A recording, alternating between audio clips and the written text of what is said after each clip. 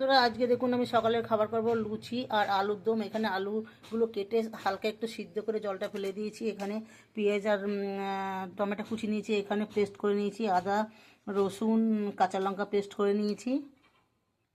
এখানে pressure cooker বসিয়ে pressure cooker আজ আমি প্রেসার কুকারটা বসিয়েছি। প্রেসার কুকারটা গরম হয়ে গেছে। এবার প্রেসার কুকারের পরিমাণ মতন তেল দিয়ে দিচ্ছি।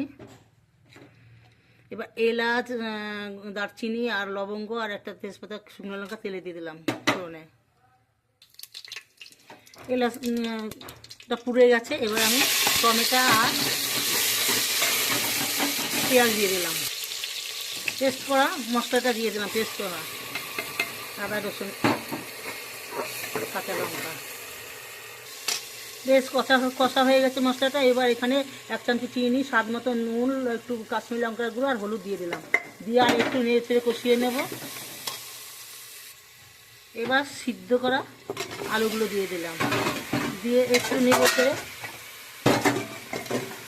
কষিয়ে নেব। আলু কষা হয়ে গেছে, কটা ধনে পাতা ছড়িয়ে দিলাম। জল দিয়ে এবার প্রেসার কুকারটা আমি আটকিয়ে দেবো। জল দিয়ে প্রেসার কুকারটা আটকিয়ে দেবো।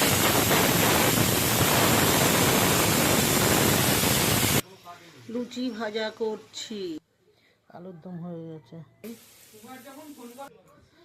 রুটি তরকারি, লুচি আর আলুর দম রেডি। এবার সবাই খাওয়া দাওয়া করি।